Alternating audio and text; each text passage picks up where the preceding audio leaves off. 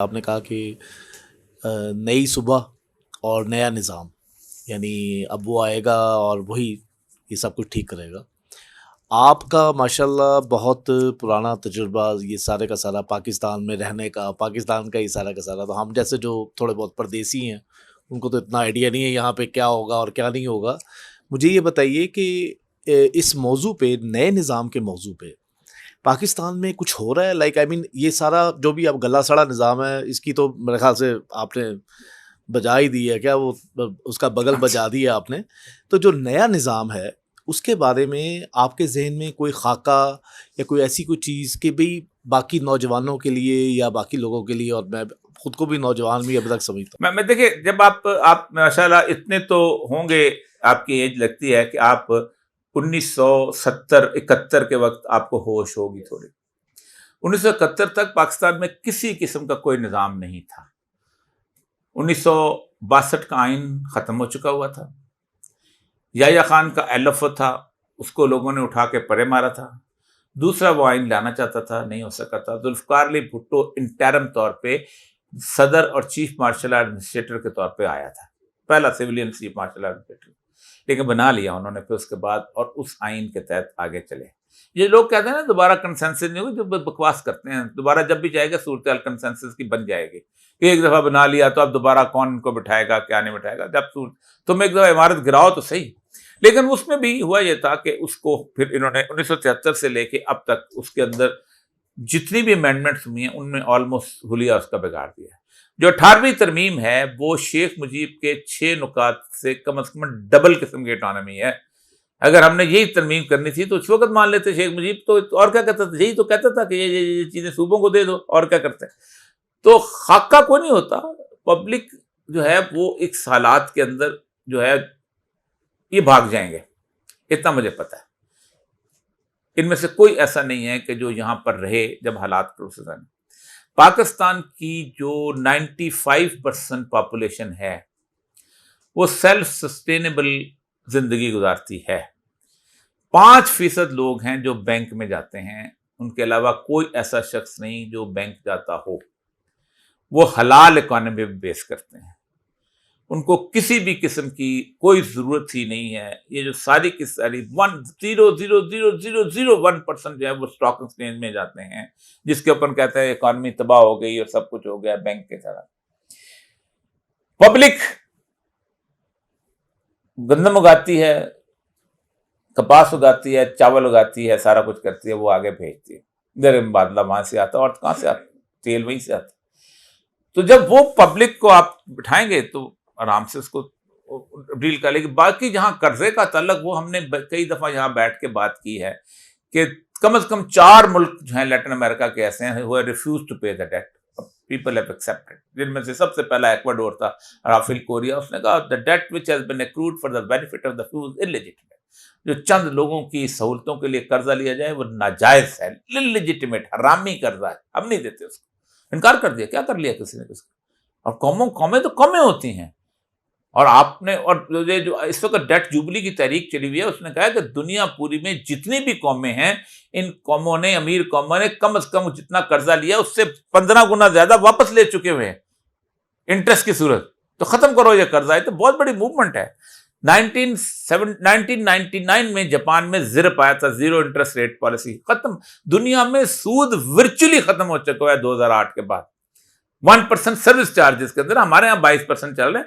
تو جس دن ہم نے یہ سارا کچھ کیا اور ہم نے کہا اٹھاؤ اپنے، پبلک کھڑی ہوئی تو انہوں نے کہا اٹھاؤ اپنا یہ تم کول کا پلانٹ جو تم نے نواز شریف کو تم نے اور شہباز شریف کو لگایا تھا، تم نے اب ساؤتھ افریقن پلانٹ اٹھا کے یہاں لگایا اور فورن کول کے اوپر تم نے سائی وال میں لے کے آئے، اور تو تم نے کیا. اٹھاؤ لے جاؤ تم اپنا، جس نے لے کے جانا لے جائے. کیا کر لے گی قوم آپ کا؟ آپ کسی قوم سے لڑا جاتا ہے؟ امریکہ افغانستان سے لڑ سکا؟ امریکہ ویتنام سے نہیں. تو وہ سنبھال لیں گے. ان کو بھاگنے دو اس ملک سے، معاملہ ٹھیک ہو جائے.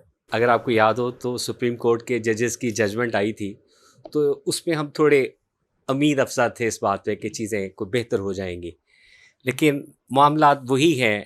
طاقت والوں نے اپنی طاقت کا اظہار کیا اور وہ کریں گے بھی نا.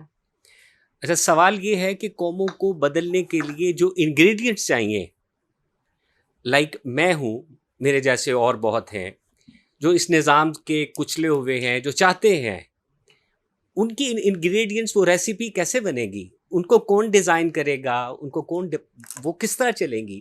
یعنی ہم اپنی حالت کو پھر کس طرح، ہم اپنے آپ کو حالات کے رحم و کرم پر چھوڑ دیں، یا منجدار میں رہتے ہوئے اپنے بازوؤں کو پتوار کے طور پہ لے کے چلیں؟ میں چاہتا ہوں کہ ہم یہاں سے نکلیں، ہمیں کوئی وے آؤٹ نکلنا چاہیے ہمیں. دیکھیں، سب سے بڑی ایک تھیوری ہے دنیا میں کہ جہاں امن اس وقت ہوتا ہے اگر معاشی طور پہ وہ لوگ خوشحال ہوں. سب جگہ جب راحیل شریف صاحب آئے تھے ڈاکٹرین لے کے، انہوں نے S I F C, Raheel Sharif کہہ رہا ہوں جو اسم منیر صاحب، تو ایس آئی ایف سی بنائی تھی ایک، جس میں آرمی چیف کو کہ ہم یہاں پر اچانک $100-150 بلین لے آئیں گے، اور جب لوگوں کو کھانے کو اچھا مل جائے گا، زندگی اچھی گزاریں گے، تو کون سوچتا ہے عمران خان کون اور تعلقات کون. تو اس وقت میرے جیسے بے شمار دانشور یہاں پاکستان میں مشورہ دیتے تھے کہ بنگلہ دیش والا سلوک کرو ان لوگوں کے ساتھ اور ان کو تن دو، جیسے حسینہ واجد نے تنا ہے نا.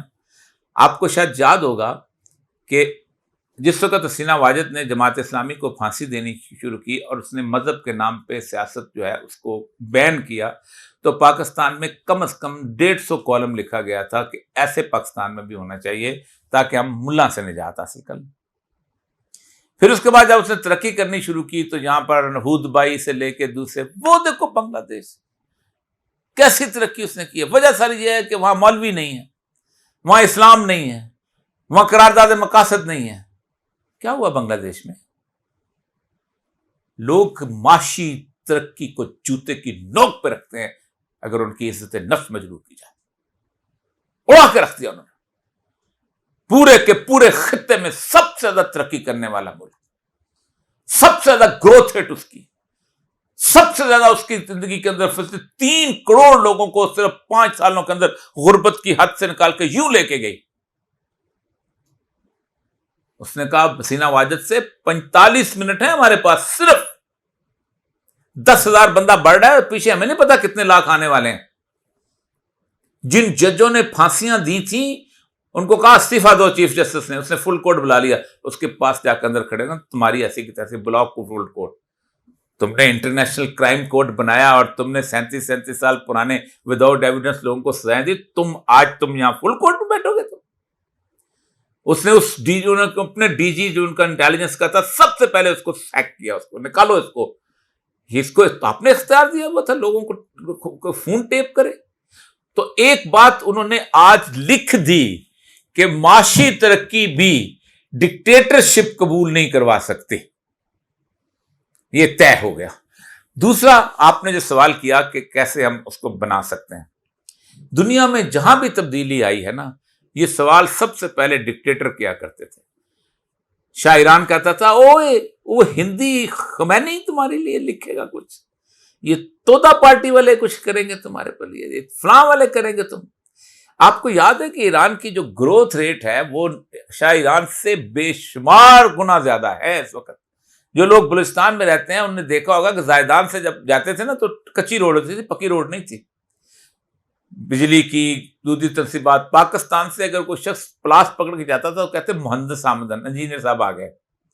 اس وقت ان کی جو سینکشنز کے باوجود جو اکنامک ترقی ہے، آپ سوچیں کہ 2007 میں میں گیا تھا تو اس وقت وہاں پر 3 اپنا لیٹر جو تھی سما بندی ہوتی تھی پیٹرول کی، 3 لیٹر ملتے تھے صرف ہر بندے کو، ایک سما بندی کہتے ہیں راشننگ. اب وہ باہر بھیجتے ہیں، اب پاکستان میں اسمگلنگ ہوتی ہے، سارا کچھ ہوتی ہے. سینکشنز 40 ایئر سینکشنز، اس کے باوجود انہوں نے ترقی کی. انہوں نے پہلے دن سوچا کہ ہم نے کس زبان میں اپنے بچوں کو پڑھانا ہے، انہوں نے کہا جی فارسی.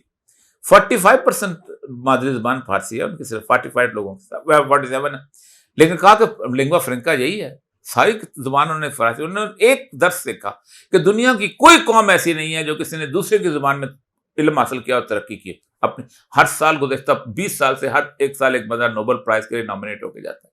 کر لی، ختم، دیٹس آل. تو کیا تھا، ایسی کنفیوژن تھا. انہوں نے آئین بھی بنا لیا. مجھے یاد ہے آیت اللہ خمینی کا خط ہے فارسی میں، مولانا مودودی کے نام.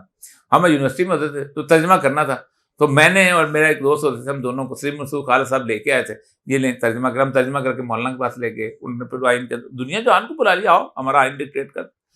یہ جس وقت روس کے اندر ہو رہا ہے تو سب جگہ اس کی فکر نہ کیا کریں کہ ہوگا کیا. یہ سب سے بڑا دھوکہ ہوتا ہے کہ یار یہ بندہ چلا گیا نا, ابھی تک جو کچھ ہوا نا, یہ ملک تباہ ہو جائے گا, یہ ملک, او بھائی جس بندے نے سارا دن چاول اگانے اس نے اس ملک کو اجاڑنا ہے, جس بندے نے کھیت میں ہل چلانا اس ملک کو اجاڑنا ہے, جس ملک نے بندے نے صبح اٹھ کے اینٹیں اس پہ رکھ کے اس نے اس ملک کو اجاڑنا ہے. تم نکلو یہ ملک ٹھیک ہو جائے گا.